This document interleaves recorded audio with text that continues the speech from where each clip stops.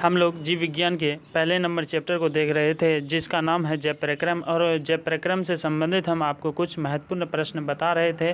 वैसे प्रश्न जो हमेशा एग्ज़ाम में पूछे जाते हैं और आने वाले एग्ज़ाम में भी पूछे जाने की बहुत अधिक संभावना है। तो आप मान करके चलिएगा कि हम आपको जितने सारे प्रश्न बता रहे हैं सारे गैस क्वेश्चन है। इन्हीं सभी क्वेश्चनों में से कोई क्वेश्चन आपके एग्ज़ाम में पूछा जाएगा, इसलिए आप वीडियो को पूरा देखिएगा और वीडियो को ध्यान से देखिएगा ताकि आपको सारे क्वेश्चन अच्छे तरीके से समझ में आ जाए। वीडियो को हम शुरू करते हैं और आपको हम बता दें कि पिछले वीडियो में हम आपको कुछ प्रश्न और उत्तर बताए थे जो कि बहुत ही ज़्यादा इम्पोर्टेंट है। यदि आप पिछला वीडियो नहीं देखे हैं तो डिस्क्रिप्शन में लिंक दिया हुआ है, वहाँ से जाकर देख सकते हैं, या फिर आप हमारे चैनल के प्ले लिस्ट में जाकर भी देख सकते हैं। हम आपको पिछले वीडियो में बताए थे कि प्रकाश संश्लेषण की क्रिया में सूर्य का प्रकाश आवश्यक होता है। इस बात को साबित करना था, लेकिन इस वीडियो में आपको साबित करना है कि साबित करिए कि प्रकाश संश्लेषण क्रिया के लिए क्लोरोफिल आवश्यक होता है। हम आपको बताए थे कि प्रकाश संश्लेषण क्रिया के लिए सूर्य का प्रकाश भी आवश्यक होता है, उसके अलावा क्लोरोफिल भी आवश्यक होता है। तो सूर्य का प्रकाश के बारे में हम आपको साबित करके बता दिए थे कि किस प्रकार से प्रमाणित कर सकते हैं, लेकिन इस वीडियो में यहाँ पर हम आपको बताएंगे कि क्लोरोफिल कैसे आवश्यक होता है प्रकाश संश्लेषण क्रिया के लिए, साबित करके दिखाएंगे। हम वीडियो को शुरू करते हैं और आपको इस प्रश्न का उत्तर बताते हैं, और इस प्रश्न के आगे जितने सारे प्रश्न शेष बच गए हैं सारे प्रश्न का उत्तर हम आपको बताएंगे। तो आप सभी लोग वीडियो को लाइक कर दीजिएगा, और जो भी स्टूडेंट इस चैनल पर नए हैं वो चैनल को सब्सक्राइब करके बेल आइकन को दबा लीजिएगा ताकि आगे के सभी वीडियो का नोटिफिकेशन आपको मिल सके। इस क्वेश्चन का हम लोग आंसर जानेंगे कि साबित करें कि प्रकाश संश्लेषण क्रिया के लिए क्लोरोफिल आवश्यक होता है। तो सबसे पहले हम लोग लिखेंगे कि प्रकाश संश्लेषण की क्रिया में क्लोरोफिल का होना अति आवश्यक है। ठीक है, आपको सबसे पहले लिखना है कि प्रकाश संश्लेषण की क्रिया में क्लोरोफिल का होना अति आवश्यक है। इस बात को प्रमाणित करने के लिए गमला में लगा हुआ एक कैरोटीन का पौधा लेंगे।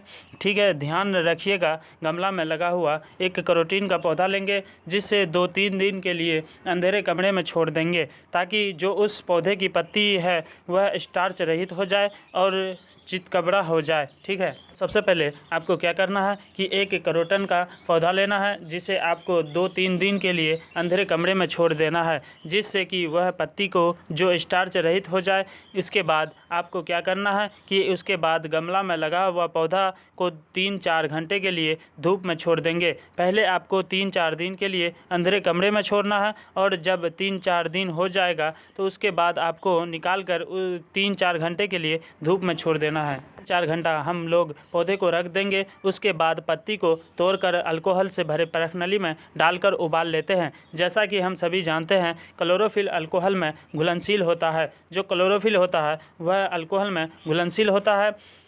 घुलनशील कहने का मतलब होता है कि जो क्लोरोफिल होता है वह अल्कोहल में घुल जाता है।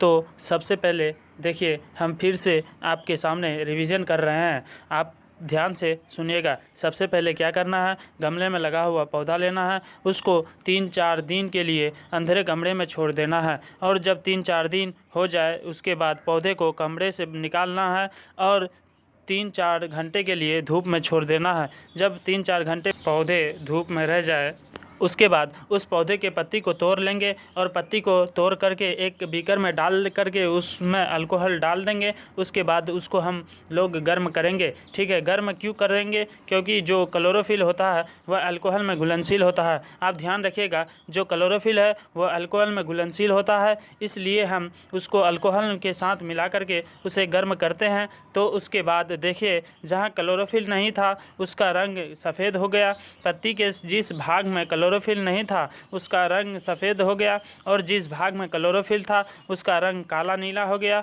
ध्यान से समझिएगा, सर्वेक्षण में पाया गया कि जहाँ क्लोरोफिल था वहाँ उस पत्ती का रंग काला नीला हो गया, और जहाँ क्लोरोफिल नहीं था उस पत्ती का रंग सफ़ेद हो गया। अतः इस प्रयोग से प्रमाणित होता है कि प्रकाश संश्लेषण क्रिया के लिए क्लोरोफिल अति आवश्यक होता है। तो बहुत सिंपल है, आपको सीधे 3-4 स्टेप करना है। उसके बाद यह प्रयोग सिद्ध हो जाएगा और जब इतना प्रयोग को लिख दीजिएगा उसके बाद आपको यह फिगर बना देना है कि गमला में लगा हुआ एक पौधा ले लेना है। उसके बाद एक पत्ती को तोड़कर अलग कर लेंगे, उसके 2 भागों में दर्शा देंगे। 2 भागों में हम बाँट दिए, एक तरफ का रंग हो गया काला नीला और दूसरी तरफ का रंग हो गया सफ़ेद। तो बस आपको इस प्रयोग में इतना ही करना है। तो चलिए अगला नंबर क्वेश्चन हम लोग देखेंगे। आशा करते हैं कि ये वाला क्वेश्चन अच्छी तरीके से समझ गए होंगे। अगला नंबर क्वेश्चन की तरफ हम लोग बढ़ेंगे। तो क्वेश्चन का यहाँ पर कह रहा है, एक प्रयोग के द्वारा प्रमाणित कीजिए कि प्रकाश संश्लेषण क्रिया में ऑक्सीजन गैस मुक्त होती है। हम लोग ऊपर 2 प्रयोग देखे, जिसमें एक में देखे कि प्रकाश संश्लेषण की क्रिया के लिए सूर्य का प्रकाश आवश्यक है और दूसरे में देखे कि प्रकाश संश्लेषण क्रिया के लिए क्लोरोफिल आवश्यक है। लेकिन यहाँ पर जो प्रयोग आपको प्रमाणित करना है उसमें आपको यह दिखाना है कि एक प्रयोग के द्वारा प्रमाणित करके प्रकाश संश्लेषण क्रिया में ऑक्सीजन गैस मुक्त होती है। ठीक है, इस प्रयोग को आपको प्रमाणित करना है। देखेंगे कि प्रकाश संश्लेषण की क्रिया में ऑक्सीजन गैस मुक्त होती है। इसके लिए आवश्यक सामग्री, क्योंकि आपको प्रयोग करने के लिए पहले आपको सामग्री लेना पड़ेगा, तो हम लोग यहाँ पर कुछ सामग्री लेंगे जिसकी सहायता से हम लोग इस प्रयोग को प्रमाणित करेंगे। सामग्री में आपको सबसे पहले लेना है बीकर, एक बीकर लेना है।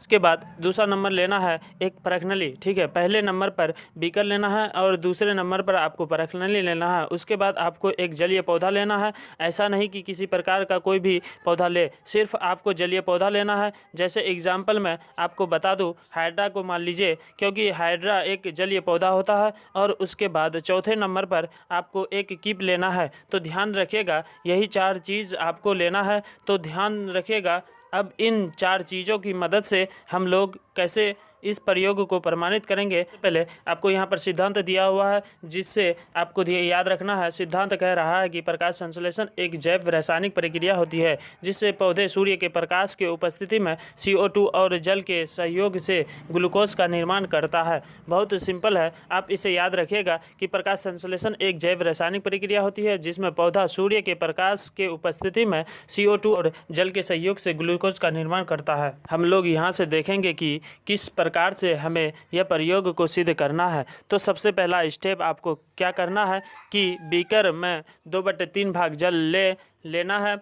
ठीक है, बीकर में आपको 2/3 भाग जल ले लेना है। उसके बाद दूसरा नंबर है कि हाइड्रा के पौधे को पानी में डालकर एक कीप की सहायता से ढक देंगे। हम आपको ऊपर में बताए थे कि हाइड्रा का पौधा लेना है और उसके अलावा आपको एक कीप लेना है। तो क्या करेंगे कि हाइड्रा का पौधा को हम लोग ढक देंगे। बाद अगला स्टेप आपको करना है कि अब कीप को जल से भरे परखनली की सहायता से सावधानीपूर्वक ढक देंगे। उसके बाद चौथा नंबर स्टेप है कि धूप में छोड़ने के बाद सर्वेक्षण में या फिर जांच में पाया गया कि पत्ती से ऑक्सीजन यानी कि O2 का बुलबुला परखनली में दिखाई दे रहा है। तो कहने का मतलब, अब समझिए, एक बार फिर से आपको प्रोसेस समझाते हैं। सबसे पहले क्या करना है कि आपको एक हाइड्रा का पौधा लेना है और हाइड्रा के पौधे को आप अच्छी तरीके से ढक देना है और ढक करके उसे धूप में छोड़ देना है। बस यही काम आपको करना है, ढक करके उसको धूप में छोड़ देना है। और धूप में कुछ देर छोड़ने के बाद हम लोग सर्वेक्षण में या फिर जांच में पाएंगे कि जो उस परखनली है, उस परखनली से ऑक्सीजन का बुलबुला बाहर निकल रहा है। बस आपका प्रयोग यहीं पर सिद्ध हो जाता है। आपको लिख देना है। अतः इस प्रयोग से सिद्ध होता है कि प्रकाश संश्लेषण की क्रिया में ऑक्सीजन गैस मुक्त होती है। और आपको यह पर एक फिगर बना देना है। आप ध्यान रखिएगा, जब भी आप कोई भी प्रयोग प्रमाणित करेंगे आपको फिगर बनाना बहुत अधिक आवश्यकता है। यदि आप फिगर नहीं बनाएंगे तो आपका कॉपी जांच करने वाला वह आधे नंबर दे करके छोड़ देगा। लेकिन यदि आप फिगर बना देते हैं तो आपको पूरा नंबर दे दिया जाएगा। तो यहाँ पर आपको एक फिगर बना देना है, एक बीकर बना देना है।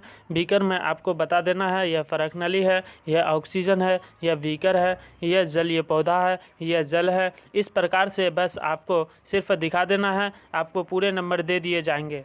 चलिए अब अगला नंबर क्वेश्चन हम लोग देखेंगे। तो क्वेश्चन कह रहा है कि प्रकाश संश्लेषण की कितनी अवस्थाएं होती है। एक बार फिर से हम आपको बता दें कि ऊपर में जो आपको 2-3 प्रयोग बताएं, उस प्रयोग में से एक प्रयोग आपका हर हाल में आपके परीक्षा में पूछे जाएंगे। इस क्वेश्चन को हम लोग देखेंगे कि प्रकाश संश्लेषण की कितनी अवस्थाएं होती है।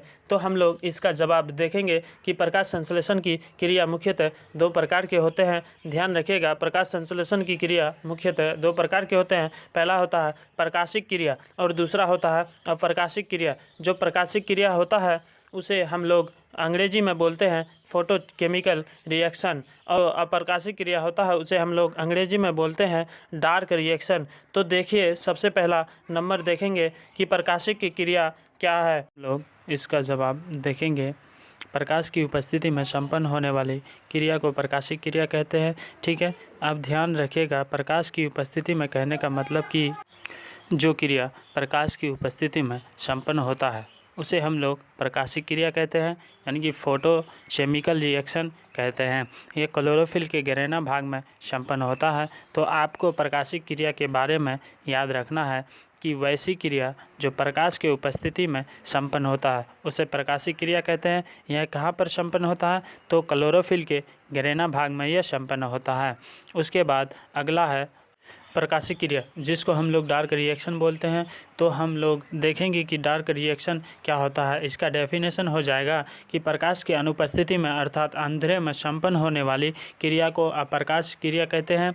यह स्ट्रोमा में संपन्न होता है। ठीक है, ध्यान रखिएगा, जो प्रकाशिक क्रिया होता था वह क्लोरोफिल के गहरेना भाग में संपन्न होता था, लेकिन जो अप्रकाशिक क्रिया है जिसको हम लोग डार्क रिएक्शन बोलते हैं वो प्रकाश की अनुपस्थिति यानी कि अंधेरे में संपन्न होता है। और यह क्रिया कहाँ संपन्न होता है? तो आप लोग याद ध्यान रखिएगा, यह स्ट्रोमा में संपन्न होता है।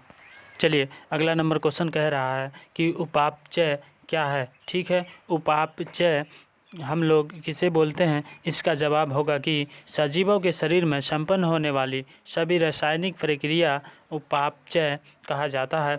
आप ध्यान रखिएगा कि सजीवों में वैसी सारी क्रियाएं जो संपन्न होती है, जो भी रासायनिक क्रियाएं संपन्न होती है, उन सारे क्रियाओं को उपापचय कहा जाता है। यह मुख्यतः 2 प्रकार के होते हैं। पहला हो जाता है उपापचय और दूसरा होता है अपचय। ठीक है, पहला होता है उपापचय और दूसरा होता है अपचय। ध्यान रखिएगा, जो उपापचय होता है इसमें अणु जुड़ता है और जो अपचय होता है इसमें अणु टूटता है। तो ध्यान रखिएगा, एक में जुड़ता है और एक में टूटता है। तो यही आपका उपापचय का परिभाषा हो गया। और इसमें आपका आप ध्यान रखिएगा, यह 2 प्रकार के होते हैं, एक उपापचय और एक अपचय। तो इसके बाद आपको पढ़ना है जंतुओं में पोषण, क्योंकि जो जंतुओं में पोषण होता है यह टॉपिक भी बहुत ज़्यादा इम्पोर्टेंट होता है। तो इसलिए हम लोग जंतुओं में पोषण को अगले वीडियो में देखेंगे, और यहाँ से आगे जितने सारे क्वेश्चन शेष बच गए हैं इसे हम लोग अगले वीडियो में देखेंगे। तो आपको यह वीडियो कैसा लगा आप नीचे कमेंट में ज़रूर बताइए, और यदि वीडियो अच्छा लगा हो तो आप इस वीडियो को लाइक ज़रूर कर दीजिए, अपने दोस्तों के बीच शेयर भी कर दीजिए। और जो भी स्टूडेंट इस चैनल पर नए हैं वह चैनल को सब्सक्राइब करके बेल आइकन को दबा लीजिए, ताकि आगे के सभी वीडियो का नोटिफिकेशन आपको मिल सके। तो चलिए फिर मिलेंगे हम लोग अगले वीडियो में।